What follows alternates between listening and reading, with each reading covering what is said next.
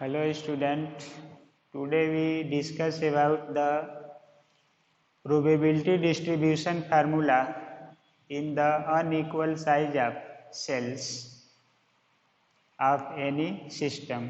तो इस लेक्चर में हम लोग डिस्कस करेंगे प्रोबेबिलिटी डिस्ट्रीब्यूशन फार्मूला जब सेल का साइज अनइक्वल हो किसी सिस्टम में, कोई बड़ा सेल हो कोई छोटा हो, तो उसमें डिस्ट्रीब्यूशन का कंसेप्ट क्या होगा, फार्मूला क्या होगा, ये हम लोग कंसीडर करेंगे। तो एक कंटेंट डिस्कस करते हैं। इक्वल प्रियरी प्रोबेबिलिटी का मीनिंग हम लोग पढ़े हैं, तो उसका कंसेप्ट अनइक्वल साइज में डायरेक्ट नहीं लागू होता है, तो उसको रिमूव करने के लिए, डायरेक्ट लगाने के लिए, उस डिफ़िकल्टी को हटाने के लिए हम लोग एक कंसेप्ट यूज करके फार्मूला निकालेंगे। वही होगा एक कंटेंट। तो इसमें कंटेंट लिया जाएगा probability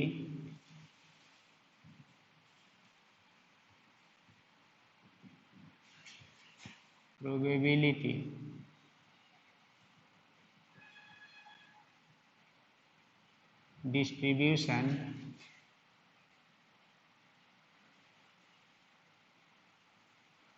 formula of distinct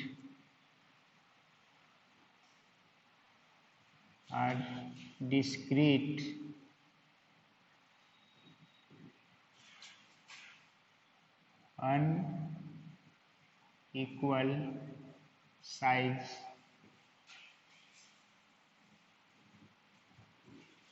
unequal size of cells. तो ये कंटेंट है जो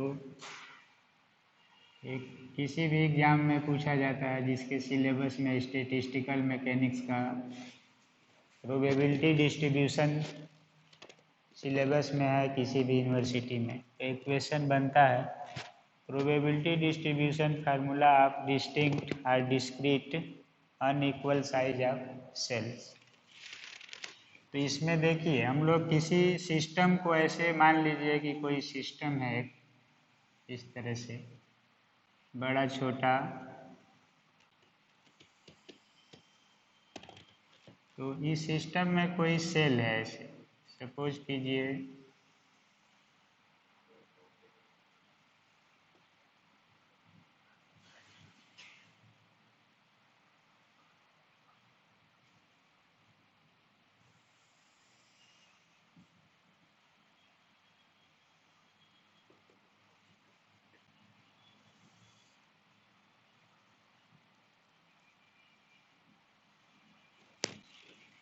तो कोई इसमें छोटा सेल है, कोई बड़ा सेल है, ऐसे साइज अलग अलग है, सबका शेप अलग अलग है। तो मान लीजिए कि एक सेल है, कोई भी सेल, इसको हम लोग एक सेल को छोटे छोटे पार्ट में ऐसे डिवाइड कर दें।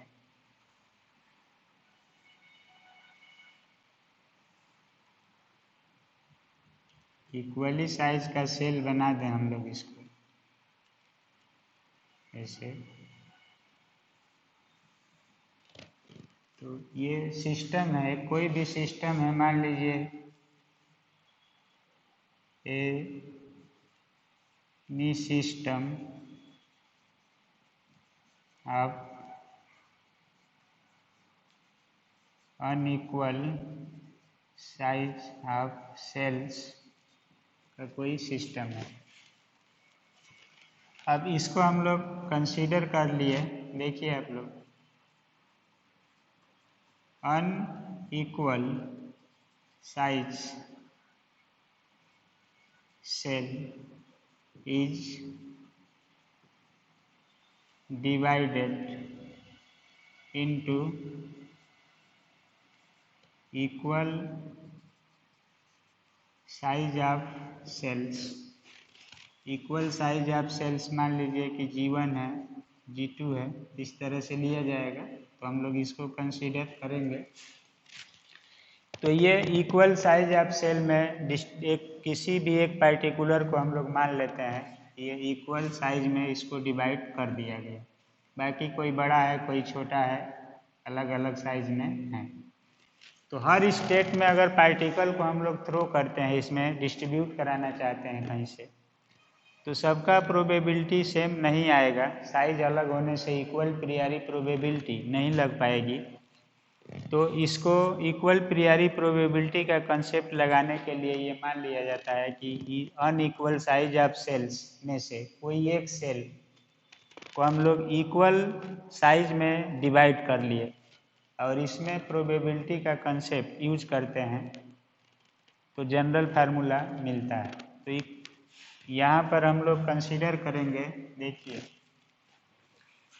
लेट अस कंसीडर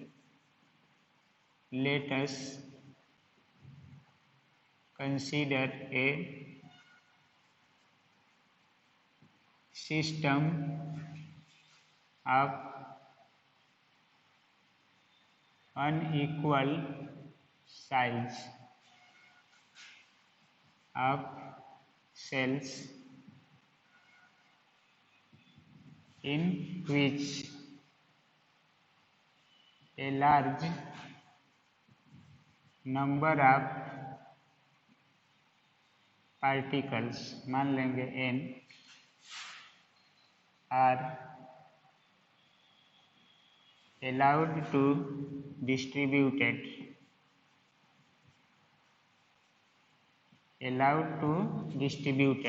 तो इसमें हम लोग ये लार्ज नंबर ऑफ पार्टिकल को अलाउ करते हैं डिस्ट्रीब्यूट करने के लिए। तो प्रोबेबल स्टेट क्या होगा, किसमें कितना पार्टिकल गया, किसमें पार्टिकल की संख्या कितनी है, ये काउंट करते हैं। तो उनका प्रोबेबिलिटी डिस्ट्रीब्यूशन फार्मूला क्या होगा, तो इसमें देखिए डिस्ट्रीब्यूटेड होगा। अब यहाँ पर एक लॉजिक हम लोग यूज करेंगे कि due to unequal size of cells, principle of equal priori probability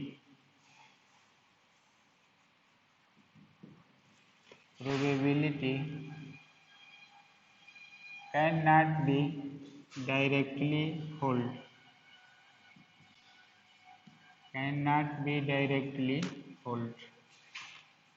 to remove such difficulty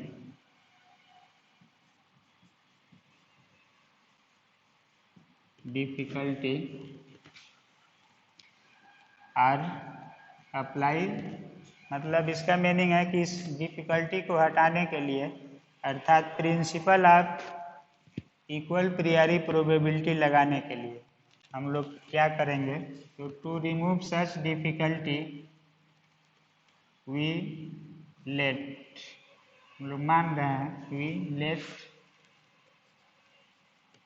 any one cell is divided into, जैसे यही लिया गया है, डिवाइडेड एनी वन अनइक्वल, या एनी वन सेल भी ले सकते हैं, is divided into equal size of many sub cells से G1, G2, G3 डॉट ऐसे लिया जाएगा। तो एक को हम लोग इक्वल साइज में डिवाइड कर लिए और टोटल पार्टिकल n ले लिए, साइज कुछ भी हो, तो एक को हम लोग डिवाइड कर लिए, सिस्टम का सेल इक्वल साइज में ले लिए। तो इसका डिस्ट्रीब्यूशन कंसेप्ट क्या होगा, अब देखिए,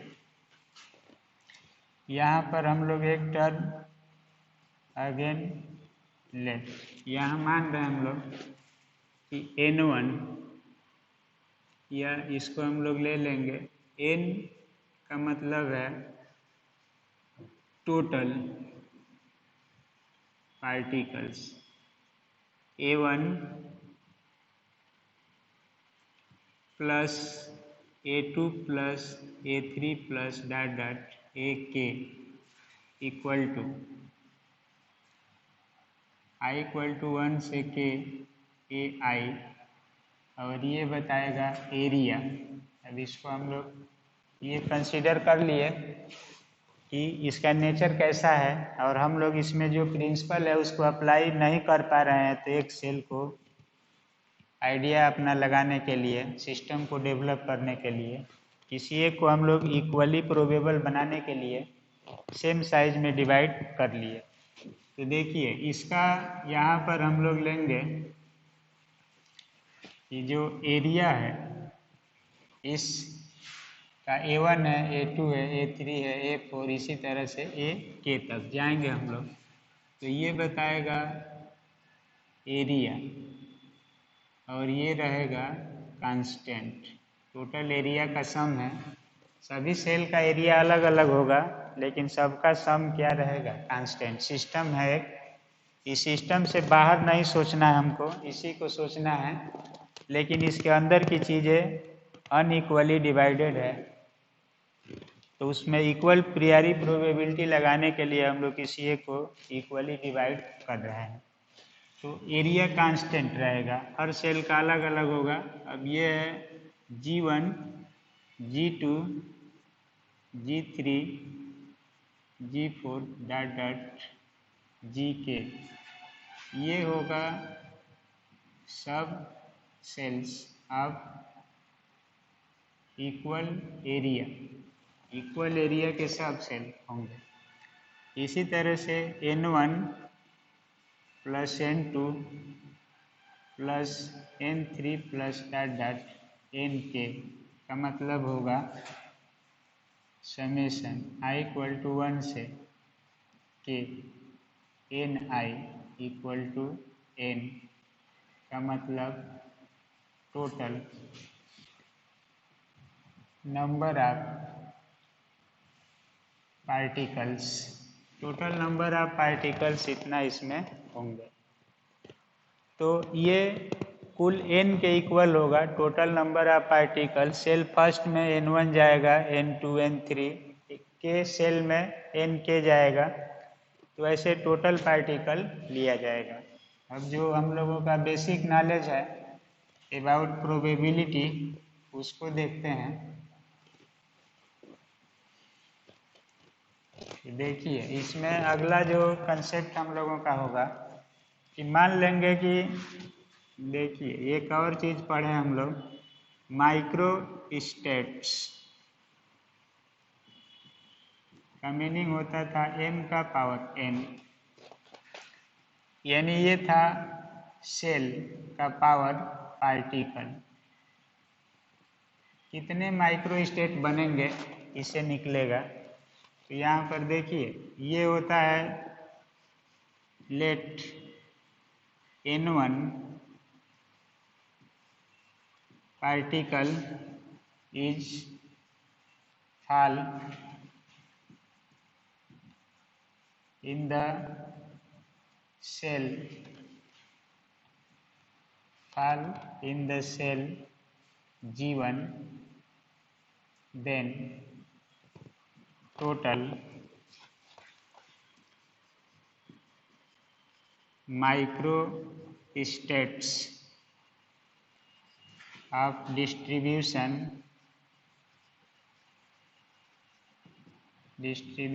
is, सेल G1 होगा और पावर होगा NI, micro state of distribution. तो कितना स्टेट बनेगा, तो ये हम लोग पीछे डिराइव किए हैं कि माइक्रो स्टेट का मान होता था नंबर ऑफ सेल का पावर नंबर ऑफ पार्टिकल्स। तो यहाँ पर N1 लिया जाएगा एक सेल में पार्टिकल और एक सेल है कितना G1, तो ये बताएगा माइक्रो स्टेट्स ऑफ डिस्ट्रीब्यूशन। अब जो प्रोबेबिलिटी होता है, जैसे मीनिंगफुल डिस्ट्रीब्यूशन होता है, तो उसको हम लोग लेंगे नाउ टोटल नंबर ऑफ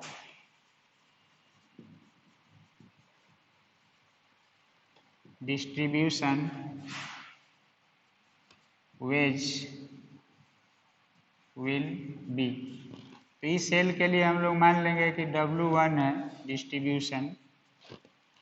तो डिस्ट्रीब्यूशन का फार्मूला होता है, जैसे NCR पढ़े थे आप लोग, इंटू माइक्रो स्टेट्स। जैसे फैक्टोरियल n अपन इतना आता था, अपन सेल आता था, तो यहाँ पर हम लोग एक सेल के लिए निकालेंगे, फिर दूसरे के लिए, तीसरे के लिए, हर स्टेट का निकाल लेंगे। जैसे एक सिक्का उछालते हैं तो हेड टेल का प्रोबेबिलिटी 1 होगा, 2 उछालेंगे तो कितना होगा 3, तो बढ़ता जाएगा ये ऐसे, और प्रोबेबिलिटी घटती जाएगी।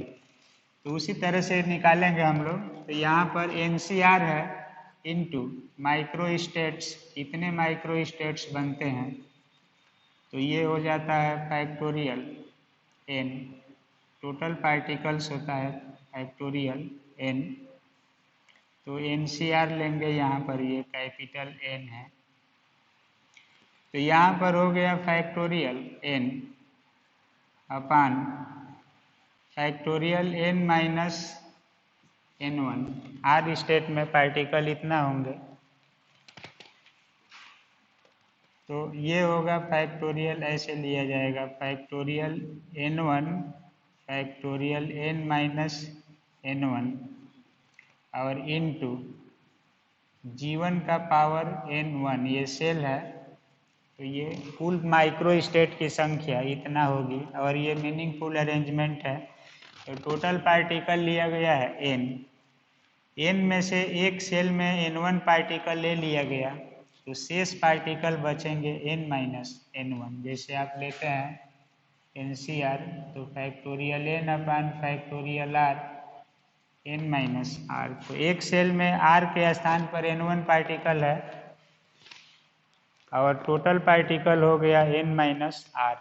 तो n1 ले लिया गया, तो ये हो गया n माइनस n1, और ये माइक्रो स्टेट्स, जितने माइक्रो स्टेट बनेंगे उतना गुना ये डिस्ट्रीब्यूशन वेज बढ़ेगा, नंबर ऑफ डिस्ट्रीब्यूशन बढ़ेगा। और प्रोबेबिलिटी होती थी तो हम लोग इसमें से डिवाइड करते थे इसमें, तो ये फार्मूला आता था इस तरह से, NCR अपान m का पावर n, प्रोबेबिलिटी निकालते हैं। ये है total number of distribution ways क्या होगा, तो फर्स्ट स्टेट के लिए ये मिलेगा। अब देखिए, अगर एक सेल में पार्टिकल n1 फिक्स हो गया कि इतना होगा, तो रिमेनिंग पार्टिकल ये अब रिमेनिंग सेल में जाएंगे, तो इसका ओरिजिन क्या होगा ये देखिए।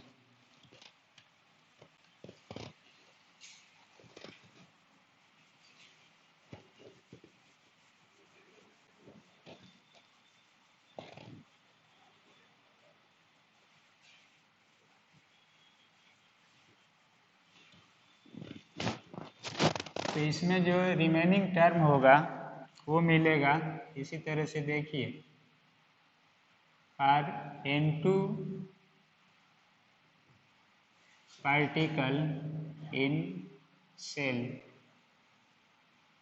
G2, तो इसके लिए होगा W2 equal to factorial n minus n1 upon factorial n2 और n minus n1 minus n2, ये टर्म बनेगा, और G2 का पावर n2।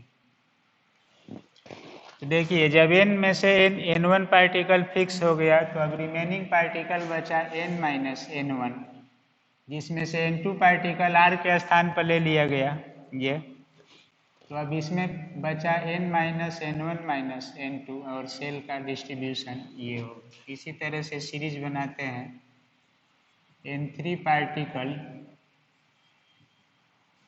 इन सेल G3, तो ये होगा W3 equal to factorial n minus n1 minus n2। अब इतना पार्टिकल बचा है upon factorial n3 factorial n minus n1 minus n2 minus n3, और G3 का पावर n3 सेल्स तो इसी तरह से ये बढ़ता जाएगा। अब सीरीज बढ़ाएंगे तो 4 लेंगे तो ये अगर 3 आया है तो ये 2 आ रहा है, ये 2 है तो ये 1 है, एक कम है तो ऐसे सीरीज बनेगी इसकी। इसी तरह से हम लोग आगे बढ़ते हैं, n4 लेते हैं तो ये टर्म्स मिलेंगे। फॉर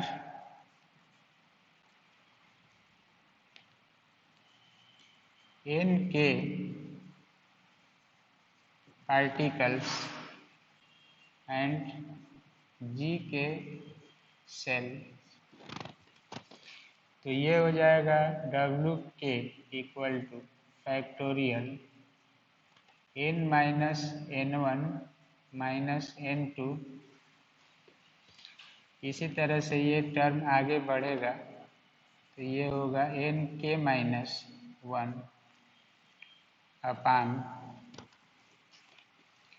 फैक्टोरियल n के factorial n minus n1 minus n2 minus n3 dot dot minus n के तक सीरीज जाएगी और ये g के का पावर n के चले गए। तो ये सभी फैक्टोरियल में है, ये भी फैक्टोरियल में है। तो यहाँ पर n के है तो ये k माइनस 1 है, 3 है तो 2 है, 2 है तो 1 है। तो ऐसे टर्म बनेगा, बीच में ऐसे टर्म मिलते जाएंगे। अब देखिए इसको थोड़ा सा सिंप्लीफाई करते हैं हम लोग, इसको एक्सप्लेन करना है। अब तो इसका जो वैल्यू होगा यहीं पर लेते हैं, factorial n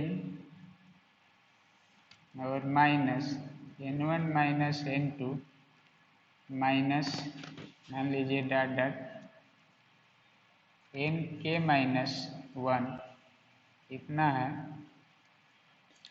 upon factorial n के, और ये होगा factorial n minus n1 plus n2 plus n3 plus nk, इतना हम लोग लिख सकते हैं g के का पावर n के होगा। अब देखिए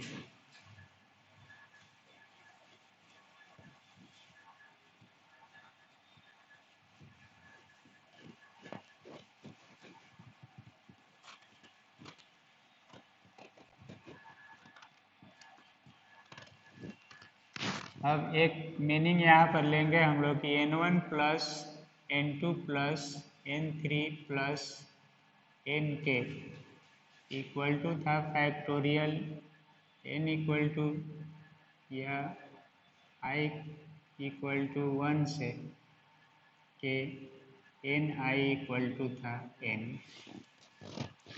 तो जो यहाँ पर अंडर ब्रैकेट क्वांटिटी लिया जा रहा है प्लस, इसको हम लोग लिखेंगे टोटल नंबर ऑफ पार्टिकल्स और ये n है, इसलिए w के equal to factorial n minus n1 n2 n3 और n के माइनस 1 अपान फैक्टोरियल n के फैक्टोरियल n माइनस n, और ये जो पावर है g के का पावर n के, ये बना रहेगा।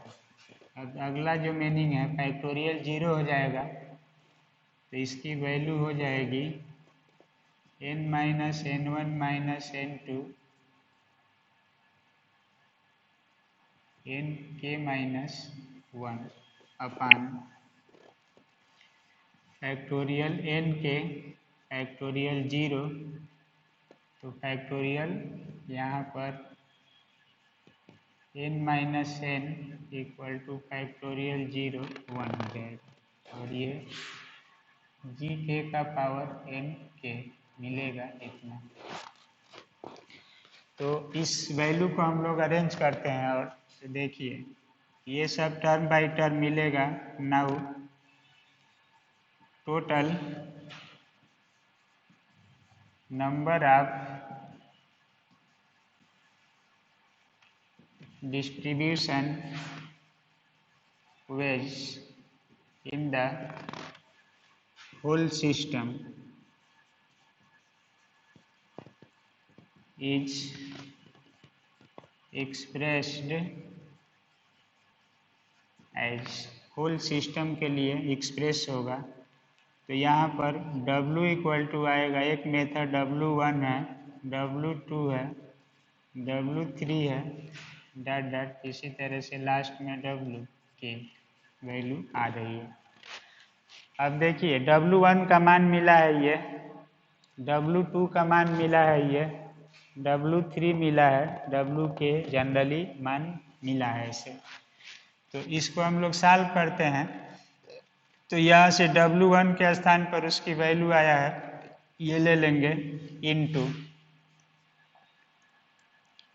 दूसरा वैल्यू है n minus n1 upon factorial n2 n minus n2 n1 है ये, n1 माइनस n2 g2 का पावर n2, इतना हो गया। इसी तरह से अगला टर्म जो आएगा factorial n minus n1 minus n2, जो पार्टिकल बचे हैं n3 n minus n1 minus n2 minus n3, और यहाँ पर g3 का पावर n3, ऐसे मिलेगा टर्म। अब अगला टर्म जो आ रहा है जनरल करेंगे हम लोग के टर्म लेंगे। तो देखिए टर्म बाय टर्म प्रोबेबिलिटी का मीनिंग क्या है, इसमें इसका फार्मूला निकालना है। अब यहाँ पर जो रिमेनिंग टर्म है उसको हम लोग कुछ छोड़ते हैं यहाँ पर ऐसे, और आगे बढ़ते हैं। तो अगला जो टर्म बनेगा इसमें नीचे भी कुछ टर्म आते रहेंगे ऐसे। तो अगला जो टर्म बनेगा वो टर्म होगा हम लोगों का W के, लास्ट टर्म ऐसे लिया जा रहा है के सेल। तो इसकी वैल्यू आ रही है यहाँ पर factorial n minus n1 minus n2 dot dot minus n के माइनस 1 अपान, ये मिला है फैक्टोरियल n के, और इसका पावर है जी के का पावर n के, इतना रख दिया गया। ऐसे टर्म बनेगा एक्सप्रेशन का। अब देखिए इस टर्म में जो ये n माइनस n1 है, यहाँ पर n माइनस n1 है, यहाँ पर n minus n1 minus n2 है, तो यहाँ पर n minus n1 minus n2 है। उसी तरह से तीसरा टर्म आएगा जो ये टर्म है, यही यहाँ पर आएगा। इसी तरह से अगला टर्म जो ये होगा वही यहाँ पर मिलेगा, मिलता जाएगा, तो कैंसिल होता जाएगा। तो यहाँ से ये जो टर्म है पहला, इसे कैंसिल होगा, ये जो दूसरा है इसे कैंसिल होगा, ये तीसरा है इससे कैंसिल होगा, और लास्ट टर्म इससे जा करके क्या होगा, ये भी कैंसिल हो जाएगा, कहीं ना कहीं इससे कैंसिल होगा। बढ़ाएंगे तो मिलता जाएगा एक के माइनस 1। तो जो ये टर्म है इतना कैंसिल हो जाएगा। अब जो बचा हुआ वैल्यू है उसको हम लोग एक्सप्लेन करते हैं इससे। तो ये वैल्यू मिलेगा factorial n upon factorial n1, factorial n1, factorial n2, ये सब टर्म कैंसिल हो गया है, n3 और n के तक बच रहा है ये। तो ये होगा factorial n3 dot dot factorial n के, और यहाँ पर बचा है g1 का पावर n1 इंटू g2 का पावर n2, g3 का पावर n3 डॉट डॉट ये बचा है जी के का पावर एन के। तो ये सीरीज बच रही है इतना W की वैल्यू। तो जनरली हम लोगों के पास जो वैल्यू आया है ये प्रोबेबिलिटी डिस्ट्रीब्यूशन, ये आ रहा है factorial n into factorial n है, और इसके बाद जो मान बच रहा है g1 का पावर n1, g2 का power n2 dot dot gk का पावर nk और upon factorial n1 into factorial n2 to factorial n3 dot dot factorial nk। तो इतना लिख सकते हैं। अब देखिए, एक समय हम लोग पढ़ते थे कि कोई मल्टीप्लिकेटिव सीरीज है g1 का पावर n1 इंटू g2 का पावर n2 टू g3 का power n3 dot dot gk का पावर nk। तो इसको ऐसे सिग्मा द्वारा हम लोग लिखते थे। मान लीजिए ये सीरीज ऐसे जा रही है gk का पावर nk, तो इसको multiplicative sigma i equal to 1 से k तक लिख देते थे, और ये होता था g i का पावर n i बराबर 1 रखेंगे, 2 रखेंगे, 3, ऐसे बनेगा। उसी तरह से factorial n1 into factorial n2 factorial n3 dot dot factorial nk को हम लोग लिख देंगे फैक्टोरियल के स्थान पर मल्टीप्लिकेटिव सिग्मा है ये, तो k i इक्वल टू 1 से k फैक्टोरियल n i। तो ये दोनों एजम्पशन यहाँ पर पुट कर दिया जाएगा, तो स्टैटिस्टिकल लैंग्वेज में एक फार्मूला मिलेगा। तो हम लोग किसी भी डेरिवेशन को सॉल्व कर रहे हैं तो एक ओरिजिन ले करके चल रहे हैं, तो ये टर्म्स हैं जो मिल रहे हैं, इसमें से बहुत सारे टर्म्स कैंसिल हो गए, बचा हुआ टर्म को अरेंज करना है छोटे फार्मूला के रूप में। तो इतना हम लोग लिख सकते हैं। अब यहाँ से देखिए, सो W इक्वल टू होगा फैक्टोरियल n, और इसकी वैल्यू हो जाएगी i इक्वल टू 1 से k जी आई का पावर n i अपान ये जो वैल्यू होगा ये मिलेगा फैक्टोरियल n i। तो ऐसे लिख दिया जाएगा कि i इक्वल टू 1 से k फैक्टोरियल n i। ये मान मिल रहा है हम लोगों का चार्ट में। इस सीरीज को ऐसे अरेंज कर लिए, इसको ऐसे अरेंज कर लिया गया, इसको इस तरह से। अब देखिए, मल्टीप्लिकेटिव सिग्मा बताया गया था शुरू में, कैसे अरेंज करना है एडिटिव सिग्मा।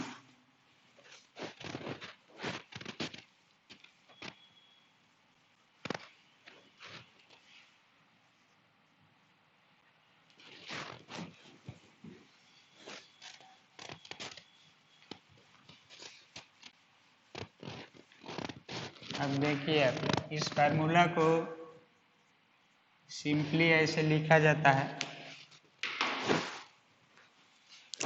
इस फार्मूला का मीनिंग है factorial n total number of particles, और इस दोनों को ऐसे सिग्मा में ले लिया जाता है। Multiplicative sigma i equal to 1 2 से लेकर कहाँ तक k तक, इसको लिखेंगे जी आई का power n i upon factorial n i। तो ये होता है probability distribution formula in the unequal size of sales.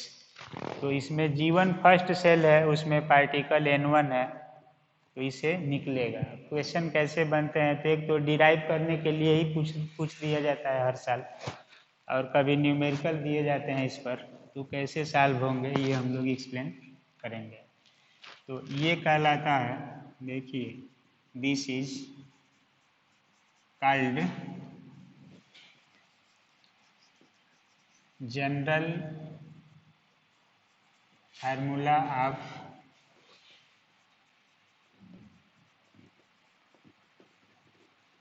Probability distribution of probability distribution of particles in the unequal size are distinct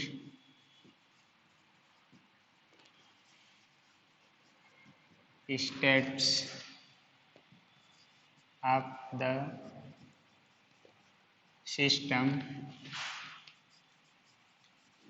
where G1, G2, G3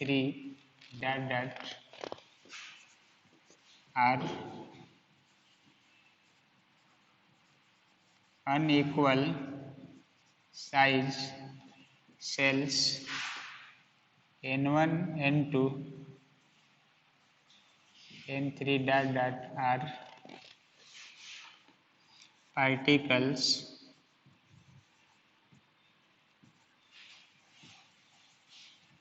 inside them,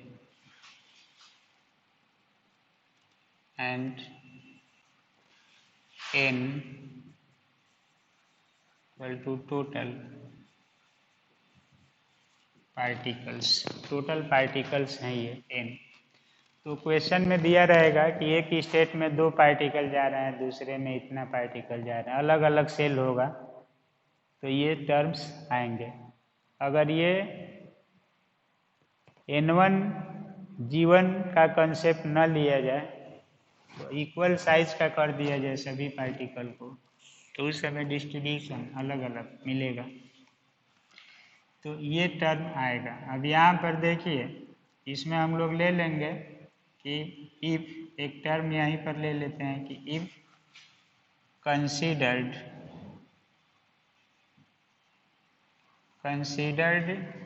system of unequal size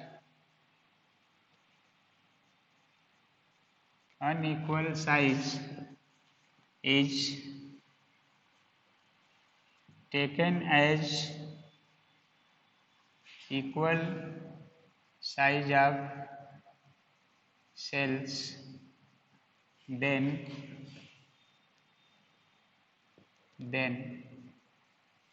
the terms, देखिए जब equal size का cell लिया जाएगा तो उसमें G1 G2 अलग अलग cell अब नहीं होगा, सब एक समान होगा, इक्वल प्रियरी प्रोबेबिलिटी लग जाएगी, तो उसका मीनिंग होगा कि टोटल नंबर ऑफ जो मीनिंगफुल अरेंजमेंट होता है उसका फार्मूला होता है NCR।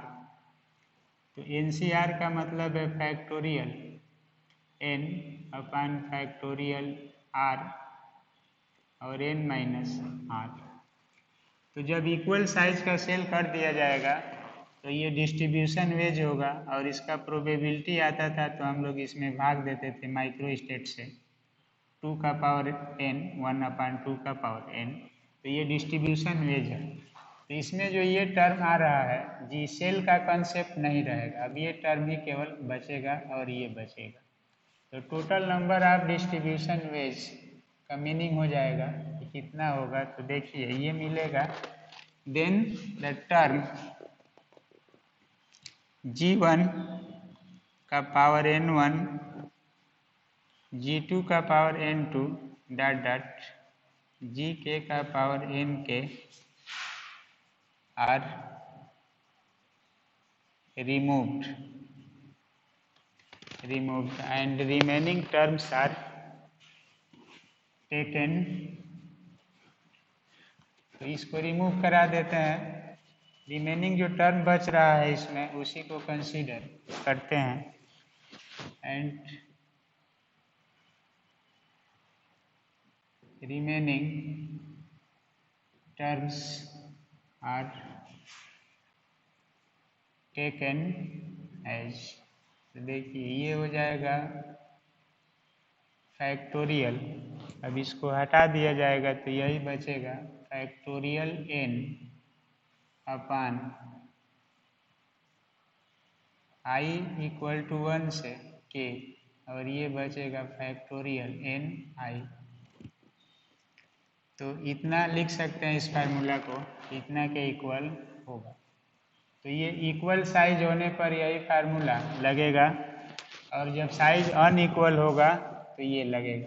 दूसरा चीज इसमें है कि इसी फार्मूला को हम लोग लिख सकते हैं ऐसे, again factorial n upon factorial n1 एक सेल में, दूसरा में n2, तीसरा में n3, इसी तरह से डॉट डॉट फैक्टोरियल n के, इतना भी इसको लिख सकते हैं। तो जब साइज इक्वल रहेगा तो total number of distribution ways ये होगा। जब साइज अनइक्वल होगा तो total number of distribution ways का फार्मूला ये मिलेगा। तो इसको हम लोग कहते हैं, देखिए this is called total number of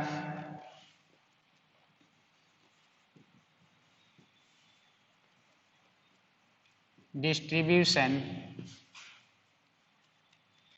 wedge when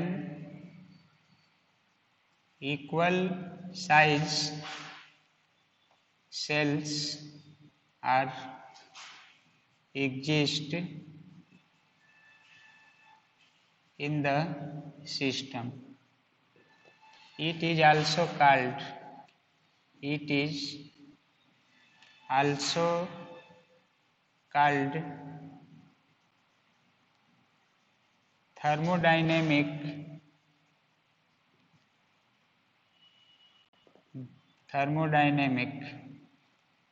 probability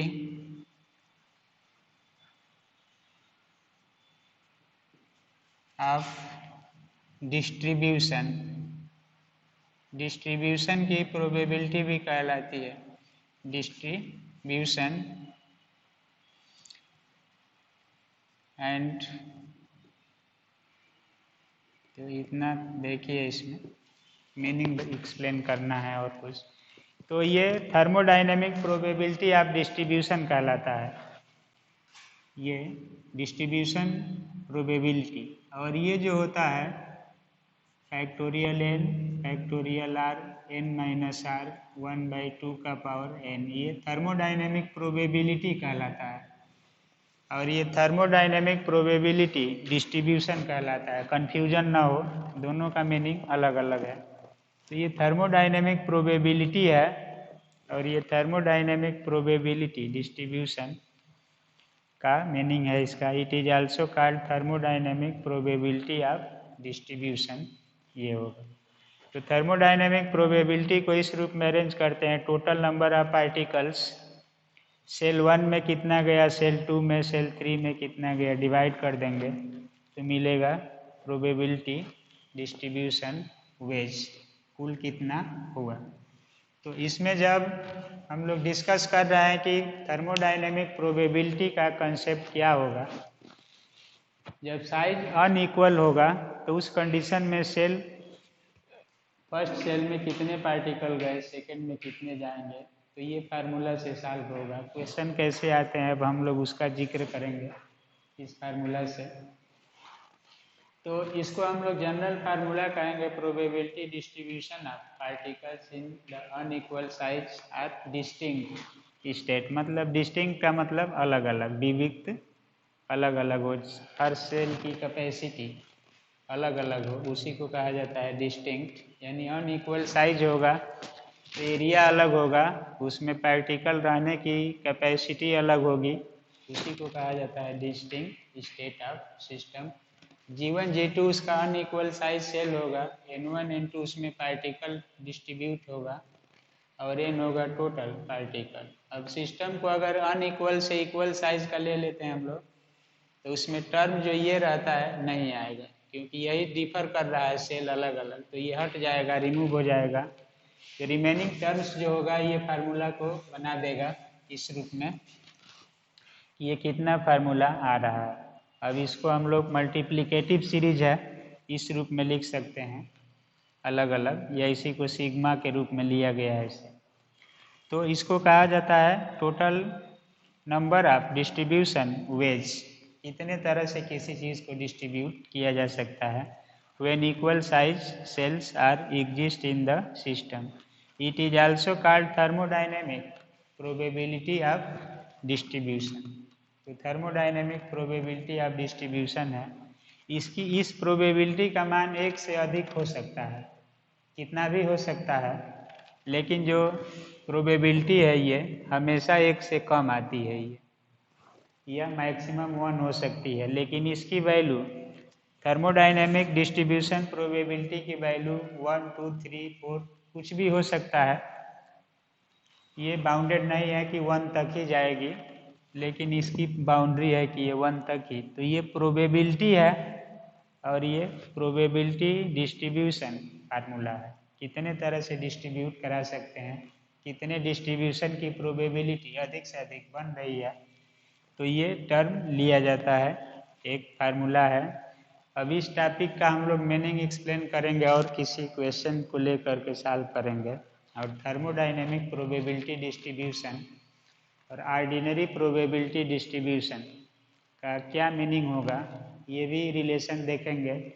इसके बाद स्टैटिस्टिकल मैकेनिक्स के जो टर्म होंगे अब वो बदलेंगे, अब उसका जो टॉपिक होगा बदलेगा। जैसे फेज स्पेस है कोर्स में, तो फेज स्पेस का नेचर क्या होगा, डिवीजन ऑफ फेज सेल क्या होगा, नंबर ऑफ माइक्रो स्टेट्स क्या होंगे in the particular energy range, और डिस्ट्रीब्यूशन लॉज कितने होंगे। जैसे मैक्सवेल बोल्ट्जमान स्टैटिस्टिक्स नाम सुने थे, तो मैक्सवेल बोल्ट्जमान डिस्ट्रीब्यूशन लॉ क्या होगा, बोस आइंस्टीन डिस्ट्रीब्यूशन लॉ क्या होगा, फर्मी डिराक डिस्ट्रीब्यूशन लॉ क्या होगा। काइनेटिक थियरी ऑफ गैसेज में डिस्ट्रीब्यूशन लॉ से root mean square velocity, average velocity, most probable velocity का फार्मूला क्या होगा, law of equipartition of energy क्या होगा, स्टैटिस्टिकल मेथड से प्लांक्स लॉ का डेरिवेशन कैसे होगा, Fermi Dirac statistics, Bose Einstein statistics, Maxwell Boltzmann statistics में क्या कंपेयर होगा। तो इस तरह से सिलेबस आप लोगों का अलॉट किया गया है, तो उसी को हम लोग संदर्भ में रखकर या उसी को रेफरेंस लेकर के एक्सप्लेनेशन कर रहे हैं। अब इसमें बहुत कुछ है, लेकिन सिलेबस के अकॉर्डिंग हम लोग चलेंगे, तो जो जो टर्म है उसको एक्सप्लेन किया जाएगा। तो ये एक फार्मूला है जो डिराइव हुआ अभी अनइक्वल साइज ऑफ सेल के लिए, ये पेपर में लगभग कंटिन्यूअस आया है, अनुसार देखते हैं आप लोग तो हर समय मिलेगा। भाषा यही समझना होगा, कभी अनइक्वल साइज ऑफ कंपार्टमेंट या सेल लिखेगा, या बॉक्स लिखेगा, स्टेट लिखेगा, या कभी डिस्टिंक्ट स्टेट ऑफ सिस्टम लिखेगा।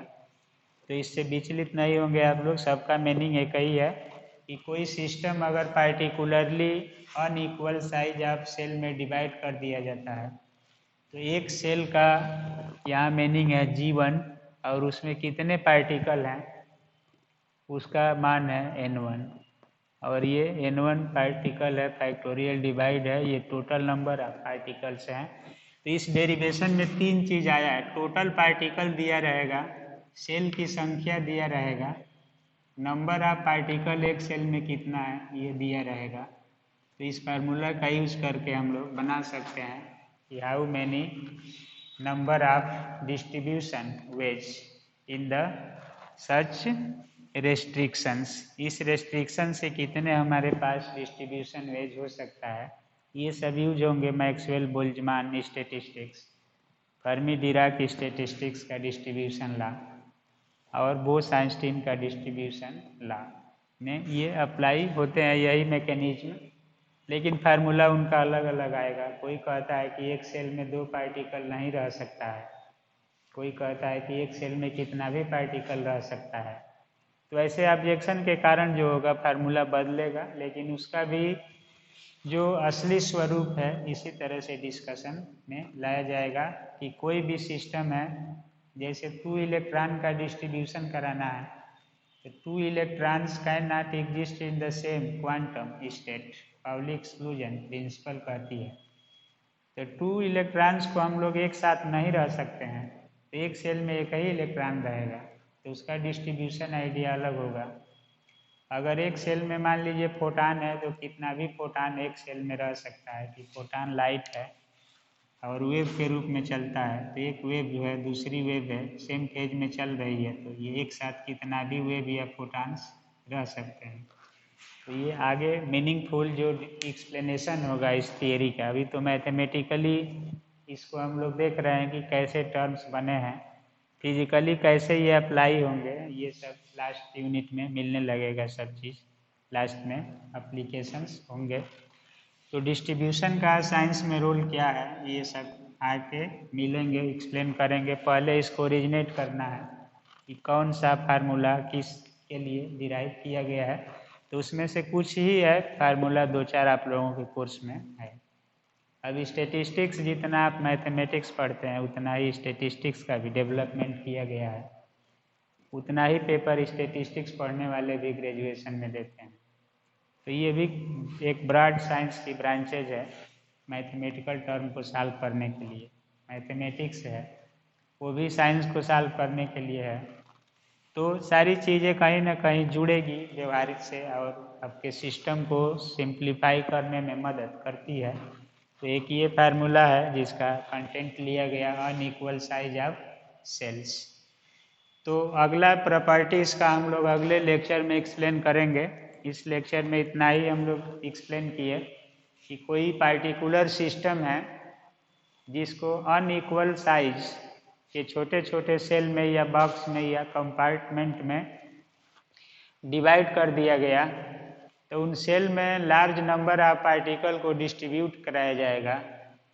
तो कितने डिस्ट्रीब्यूशन वेज होंगे, यानी डिस्ट्रीब्यूशन का कितना तरीका होगा, कितने विधियों से डिस्ट्रीब्यूशन होगा, कुल अरेंजमेंट की संख्या कितनी होगी, कैसे एडजस्ट करेंगे, तो उसका एक ओवरऑल फार्मूला जो मिला है इस रूप में। अगर ये इसी फार्मूला में आप चाहते हैं कि इक्वल साइज का सेल है तो क्या करेंगे, तो इसमें ये टर्म हटा दिया जाएगा, तो केवल टोटल नंबर ऑफ पार्टिकल और डिस्क्रीट डिस्ट्रीब्यूशन आ जाएगा। ये डिस्क्रीट है, हर सेल का अलग अलग डिस्ट्रीब्यूशन आ रहा है टोटल नंबर ऑफ पार्टिकल्स के रूप में और N1 N2 के रूप में। तो इस लेक्चर में इतना ही, शेष प्रॉपर्टी अगले लेक्चर में हम लोग एग्जाम्पल यानी न्यूमेरिकल के साथ करेंगे और कंपेयर करेंगे कि थर्मोडाइनमिक प्रोबेबिलिटी डिस्ट्रीब्यूशन और थर्मोडाइनमिक प्रोबेबिलिटी में क्या अंतर है। तब तक इतना, ओके, थैंक यू।